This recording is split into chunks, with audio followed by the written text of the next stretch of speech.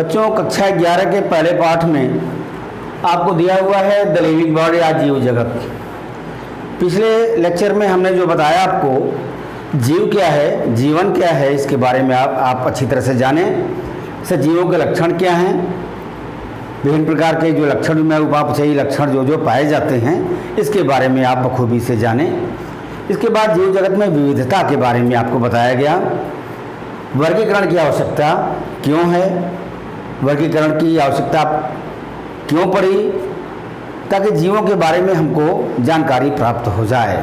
उनके समानताओं और विषमताओं के आधार पर उनको विभिन्न कैटेगरीज में विभाजित करके उनके बारे में अच्छी तरह से हमको जानकारी प्राप्त हो जाए। इसके बाद है नामकरण। ये नामकरण दो प्रकार के, एक कॉमन नाम, दूसरा है वैज्ञानिक या द्विनाम पद्धति, binomial nomenclature, Carl von Linnaeus द्वारा जो दिया गया, इसके बारे में आपको जानकारी प्राप्त हुई। इसके बाद टेक्सोनॉमी क्या है, वर्गीकरण विज्ञान क्या है, इसके बारे में आपको बताया गया। फिर वर्गीकरण की पद्धति के बारे में बताया गया, सिस्टमेटिक्स के बारे में बताया गया। तो ये जानकारी प्राप्त हमको हो चुकी है। अब हम आगे चलते हैं। आगे है जीवन के प्रक्षेत्र या डोमेन, इसके बारे में हम जानेंगे। ये जीवन के प्रक्षेत्र या डोमेन एक प्रकार का ओल्ड क्लासिफिकेशन है, पुराना क्लासिफिकेशन है, जिनमें जीवों को वर्गीकृत किया गया है।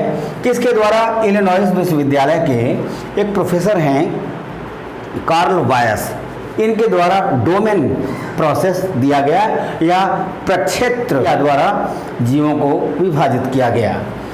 तो डोमेन तीन प्रकार के हैं। पहला है डोमेन बैक्टीरिया, और दूसरा है डोमेन आर्किया, और तीसरा है डोमेन यूकैरिया। कौन विभाजित किया है? क्लासिफिकेशन किसके द्वारा दिया गया है? कार्ल वायस के द्वारा दिया गया। डोमेन बैक्टीरिया में आते हैं। ये बैक्टीरिया क्या हैं? सूक्ष्म जीव हैं जो हर वातावरण में पाए जाते हैं। इसको कहते हैं कॉस्मोपॉलिटन डिस्ट्रीब्यूशन। ये कुछ स्वपोषी भी होते हैं, ऑटोट्रॉफ भी होते हैं, जैसे कीमोसिंथेटिक बैक्टीरिया, फोटोसिंथेटिक बैक्टीरिया, और कुछ पैरासाइट भी होते हैं, कुछ सैप्रोफाइट्स भी होते हैं। बैक्टीरिया जैसा कि जानते ही हैं, ये प्रोकैरियोट्स होते हैं। इनमें जो होता है न्यूक्लियस का अभाव होता है और न्यूक्लियर वाल नहीं पाया जाता, जबकि इसमें न्यूक्लिक मटेरियल जो होता है वो पाया जाता है। और राइबोसोम होता है 70S का। आगे आपको बताया जाएगा, जब आपको सेल स्ट्रक्चर बताया जाएगा उसके बारे में आपको फिर डिटेल में दिया जाएगा। बैक्टीरिया। दूसरा है आर्किया। आर्किया भी बैक्टीरिया से मिलते जुलते एक सूक्ष्म जीव हैं जो यूनिसेलुलर या एक कोशिकीय हैं। ये हर विषम परिस्थितियों में रह सकते हैं। आर्किया, हालांकि इसके बारे में भी कार्ल वायस द्वारा ही दिया गया था, क्योंकि आर्किया के जीवों को भी प्रारंभ में बैक्टीरिया माना गया, बाद में कुछ कैरेक्टर्स उनके डिफर थे, इसलिए इनको हम आर्किया में रखा गया, जिसको प्राच्य जीवाणु भी कहते हैं। ये उच्च ताप पर भी रह सकते हैं और हर विषम उच्च पीएच मान पे भी रह सकते हैं, या पीएच मान बहुत कम है उस पर भी अपने को सर्वाइव कर सकते हैं, जिसको कहा गया आर्किया, जो एक प्रकार के बैक्टीरिया है लेकिन यूकैरिया से मिलता जुलता है, इससे डेवलप है। तीसरा है यूकैरिया। यू मीन्स होता है डेवलप, वेल, कैरियंस में न्यूक्लियस पाया जाता हो ऐसा सेल होता है जिनमें केंद्रक पाई जाती है, विकसित केंद्रक। और जो राइबोसोम होता है, राइबोसोम सेल का एक ऑर्गेनेल अंग है जिसमें प्रोटीन का संश्लेषण होता है, राइबोसोम कहलाता है। और राइबोसोम दो प्रकार के होते हैं, जो प्रोकैरियोटिक सेल माने अल्प विकसित जो कोशिकाएं होती हैं उसमें 70S की होती हैं, 70S राइबोसोम, और जो विकसित कोशिकाएं होती हैं उसमें 80S राइबोसोम पाए जाते हैं। तो यूकैरिया में 80S राइबोसोम होते हैं। तो इस प्रकार से जीवन के प्रक्षेत्र या डोमेन के बारे में आपको जानकारी प्राप्त हुई, जो तीन डोमेन हैं, पहले में बैक्टीरिया, दूसरे में आर्किया और तीसरे में यूकैरिया है। देखिए, डोमेन्स एक ब्रॉड सेंस में है। डोमेन के बाद आता है किंगडम, जो कि मॉडर्न में किंगडम को ही सबसे बड़ा माना गया और स्पेसीज को सबसे छोटी इकाई मानी गई। यहाँ पर है डोमेन, जो तीसरा यूकैरिया, ये 4 किंगडम में, 4 किंगडम में डिवाइड किया गया है। नंबर 1 है प्रोटिस्टा, दूसरा है फंजाई और तीसरा है प्लांटी, चौथा है एनिमेलिया। देखिए यूकैरिया को डिवाइड किया गया है। अभी आपको व्हिटेकर द्वारा जो दिया गया है 5 किंगडम प्रोसेस आगे आपको बताया जाएगा। 5 किंगडम प्रणाली एग्जाम में बहुत आते हैं और उसके बारे में आपको अच्छी तरह से जानना भी जरूरी है। हालांकि ये सब भी क्लासिफिकेशन है जो ओल्ड क्लासिफिकेशन है। अब के जो क्लासिफिकेशन है इन्हीं पर बेस्ड है। एक प्रकार से ये वर्गीकरण जो दिया गया है एक बेस तैयार किया गया है मॉडर्न कॉन्सेप्ट के लिए। प्रोटिस्टा में एक कोशिकीय सूक्ष्म जीव आते हैं। फिर आते हैं फंजाई। फंजाई एक प्रकार का प्लांट ही है लेकिन इसको प्लांट से अलग किया गया। क्यों? क्योंकि एक क्लोरोफिलस होता है जिसमें क्लोरोफिल नहीं होते हैं, जबकि प्लांट में क्या होते हैं, हरित लवक होता है। ये अपना भोजन स्वयं बनाते हैं, फोटोसिंथेसिस करते हैं। ये कार्बन डाइऑक्साइड और जल के द्वारा सूर्य के प्रकाश और क्लोरोफिल की उपस्थिति में क्या करते हैं, कार्बोहाइड्रेट यानी ग्लूकोज का निर्माण करते हैं, जिसको हम कहते हैं प्लांट। लेकिन फंजाई जो होते हैं ये पैरासाइट होते हैं या सैप्रोफाइट्स होते हैं।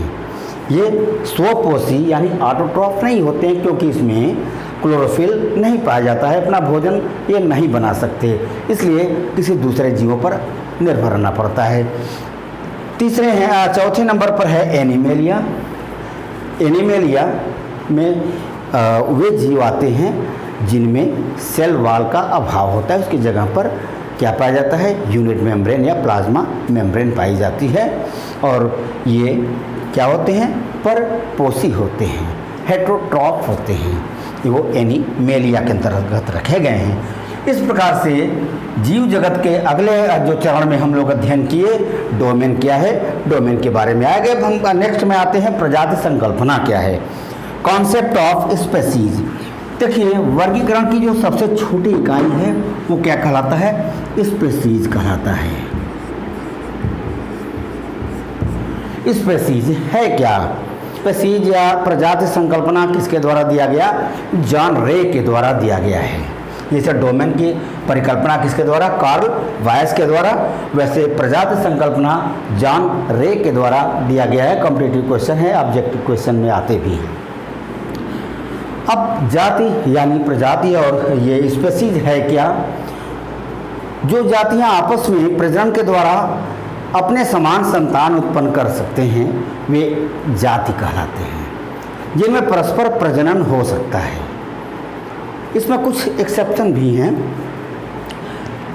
जो प्रजनन के द्वारा जो जीव उत्पन्न हो वो पुनः प्रजनन करे, लेकिन कभी कभी ऐसा होता है जैसे जेब्रा जो जंगली एक गधे के समान होते हैं प्राणी, और ऐस गधा, इनके हाइब्रिड अगर कराया जाए, इनके बीच में क्रॉस कराते हैं तो जेब्राइड नए प्रकार के जीव उत्पन्न होते हैं जो न तो गधे से और न तो जेब्रा से ही मैच करते हैं, अलग होते हैं, दोनों के कैरेक्टर आते हैं, लेकिन वो क्या होते हैं, वो बंध होते हैं, स्टेराइल होते हैं, मतलब वो स्वयं प्रजनन आगे नहीं कर सकते हैं।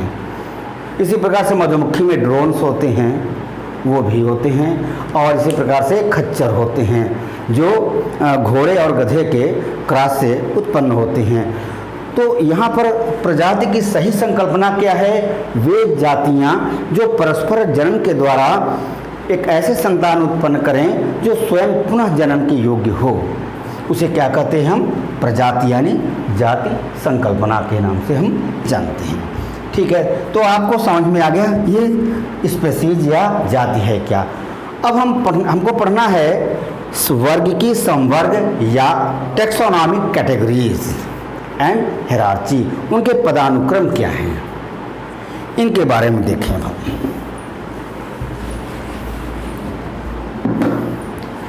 टेक्सोनॉमिक कैटेगरीज,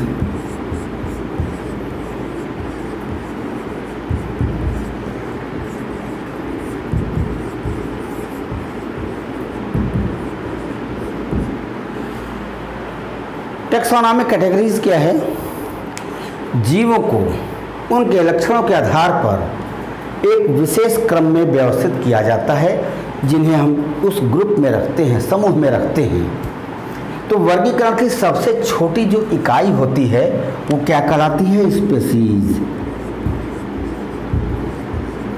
स्पेसीज जिसके बारे में बताया गया, जिसको हम प्रजाति कहते हैं या जाति कहते हैं।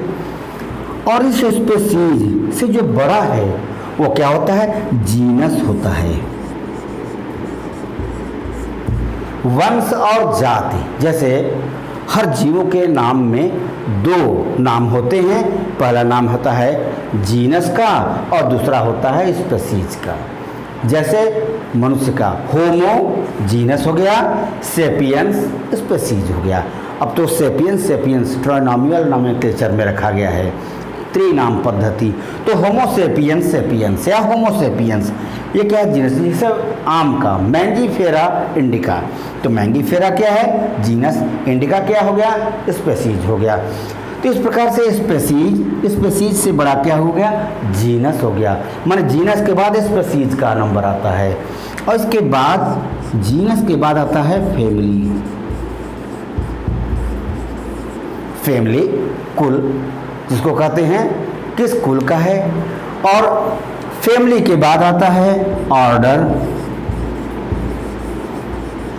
ऑर्डर आता है। ऑर्डर के बाद आता है क्लास।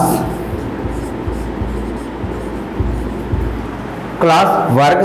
क्लास के बाद आता है फाइलम। ये फाइलम में रखा है कि संघ, इसको कहते हैं संघ या कभी कभी डिवीजन भी कहते हैं। और इसे बड़ा किया है किंगडम।